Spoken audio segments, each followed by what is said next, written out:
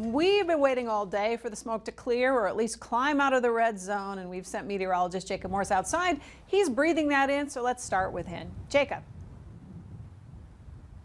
Yeah, Monica, we're here at the Starion Sports Complex in Mandan, and on a clear day across the river, you could be able to see Bismarck, the Capitol building, and the Science Center. But today, with all that smoke and haze, it's been impacting and reducing visibility.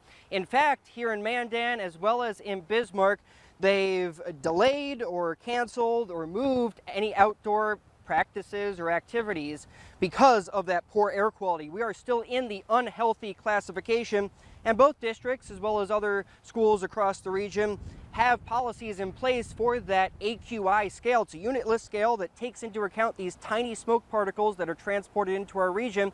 Once it gets above 100, that's when it's unhealthy for sensitive groups, and the school district of Mandan, they'll adjust outdoor activities for students with asthma. And then once we're above the 150 threshold on the AQI, which is what we are above now, that's why they're moving these practices indoors or modifying them because of the poor air quality. It's all because of smoke, especially in the western U.S.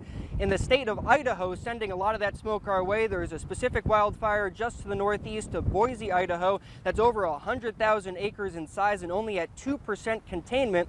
All that smoke has been filtering into our region aloft over the past couple of days with a westerly wind in the upper levels of the atmosphere, but now that smoke is being brought down closer to the surface because of the cold front that's moving through. It's both good and bad. The cold front first is bad because it briefly reduces that air quality. We saw air quality in Powers Lake, for example, at 550 earlier today. That's off the charts bad, and it spiked really quickly because that cold front mixes and squeezes that smoke from aloft closer to the surface. But the good with the cold front is that it'll clear this air quality out, clear the smoke out, and improve our air quality for tomorrow. And Kevin will talk more about that here in his first look at weather.